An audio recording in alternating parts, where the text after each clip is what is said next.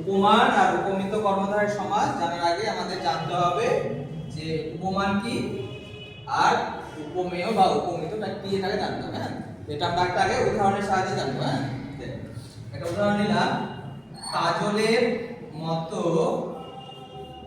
কাজলের মতো কালো চোখ। কথা মনে রাখতে হবে যে কবিরা দুটি বিজাতীয় পদার্থের সঙ্গে কি করা হয়, তুলনা করেন। হ্যাঁ, দুটি আলাদা আলাদা পদার্থের সঙ্গে তুলনা করা হয়। তাহলে এখানে চোখকে তুলনা করা হয়েছে, এই যে লাইনটা লিখেছি কাজলের মতো কালো চোখ, চোখকে তুলনা করা হয়েছে কার সাথে? কাজলের সাথে। তাহলে যাকে তুলনা করা হয় তাকে বলা হয় উপমেয়। যাকে তুলনা করা হয় তাকে বলা হবে উপমেয়, আর যার সঙ্গে তুলনা করা হয় তাকে বলা হবে উপমান। তাহলে এখানে কাজলের সঙ্গে তুলনা করা হলো, তাই কাজলটা উপমান। আমি একটা উদাহরণ বলছি, তোরা বল দেখি, যে বরফের মতো সাদা, বরফের মতো সাদা, বা আমি এটা বললাম একটা, চাঁদের, লিখে দিই, চাঁদের মতো সুন্দর মুখ। তাহলে এখানে কি হলো, কাকে তুলনা করা হচ্ছে? মুখকে। তাহলে মুখ কি হবে? উপমেয়। মুখকে কার সঙ্গে তুলনা করা হচ্ছে? চাঁদের সঙ্গে। তাহলে চাঁদ কি হবে? উপমান। তাহলে আমরা একটা উদাহরণ লিখলাম, সেটাই বোঝা যাবে। এবার কেন চোখকে কাজলের সঙ্গে তুলনা করা হলো? চোখটা কালো, কাজলও কালো।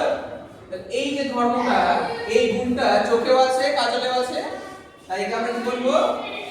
সাধারণ ধর্ম। কি বলবো? সাধারণ ধর্ম। তাহলে যে গুণটা বা যে ধর্মটা উপমেয় এবং উপমান উভয় ক্ষেত্রে রয়েছে। এই যে মতো, মতো শব্দ দ্বারা কি হচ্ছে? তুলনা করা হয়, তাই এটা বলা হবে তুলনাবাচক শব্দ। তুলনাবাচক শব্দ কেন? মতো দিয়ে, মতো, যেন, সম, এগুলো দিয়ে তুলনা করা হয়। তাহলে আমরা উপমেয় আর উপমান পেয়ে গেছি। তাহলে আমরা জানছিলাম উপমান কর্মধারয়। আমি এখান থেকে একটা জিনিস মুছে দিই। হ্যাঁ, আমি চোখটা মুছে দিলাম, আমি উপমেয় মুছে দিলাম। কি মুছলাম? উপমেয়। তাহলে কাজলের মতো কালো সমান হয়ে যায় কাজল কালো। কি হবে? কাজল কালো, কালো। তাহলে এই বাক্যটার মধ্যে যদি আমরা দেখি, মানে এই সমাসটার মধ্যে, ব্যাস বাক্যের মধ্যে কি নেই? মুছে দিলাম, উপমেয় নেই। উপমেয় আছে কি নেই? তাহলে কি আছে? উপমান আছে আর সাধারণ ধর্ম আছে। এটা মনে রাখবেন। তাহলে উপমান আছে আর সাধারণ ধর্ম আছে। তাহলে উপমান কর্মধারয় কি হবে? উপমানের সঙ্গে সাধারণ ধর্মের যে সমাস হয় তাকে বলা হবে উপমান কর্মধারয় সমাস। উপমানের সঙ্গে সাধারণ ধর্মের যে সমাস হয় তাকে বলা হবে উপমান কর্মধারয় সমাস। একই রকম ভাবে সিঁদুরের মতো রাঙা, সিঁদুর রাঙা। বরফের মতো সাদা, বরফ সাদা। বরফের মতো সাদা কি হবে? তাহলে বরফ সাদা, বরফ সাদা। উপমান কর্মধারয় সমাস। সিঁদুরের মতো রাঙা, সিঁদুর রাঙা। সিঁদুরের মতো রাঙা সমান সিঁদুর রাঙা, সিঁদুর রাঙা। এগুলো হবে উপমান কর্মধারয় সমাস। এবার আমরা জানবো উপমিত কর্মধারয় সমাস। উপমান জানলাম, এবার উপমিত কর্মধারয় সমাস।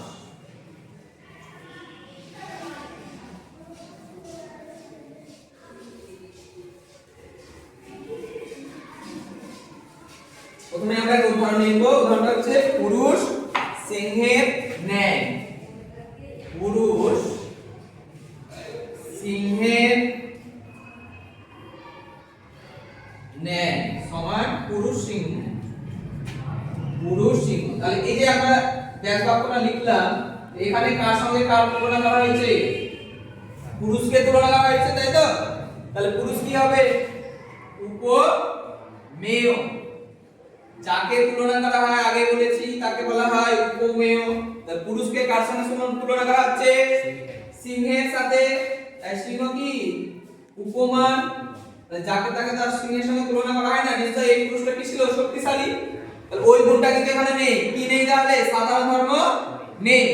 সিংহ শক্তিশালী বলে সিংহের সাথে পুরুষকে তুলনা করা হয়, পুরুষকে তুলনা করা হলো সিংহের সাথে, তাহলে ওই গুণটা এখানে নেই। তাহলে কি নেই?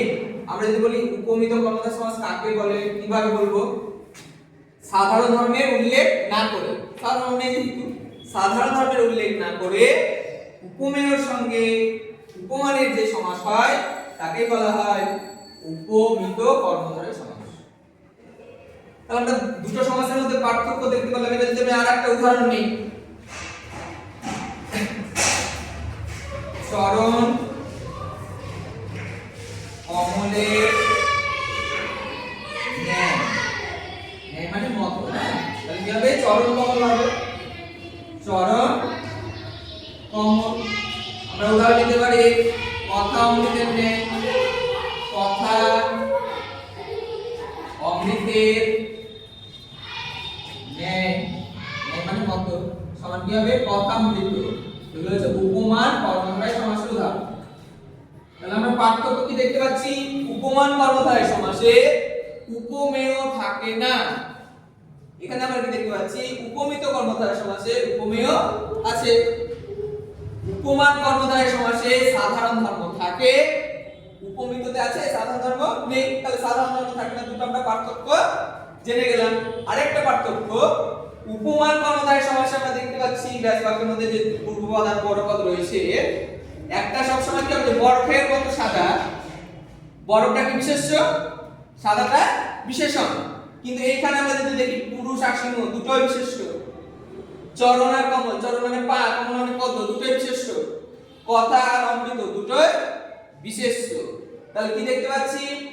উপমান কর্মধারয় সমাস যখন দেখছিলাম, একটা হচ্ছে বিশেষ্য আর একটা বিশেষণ। এখানে উভয় পদ, উপমিততে উভয় পদই হবে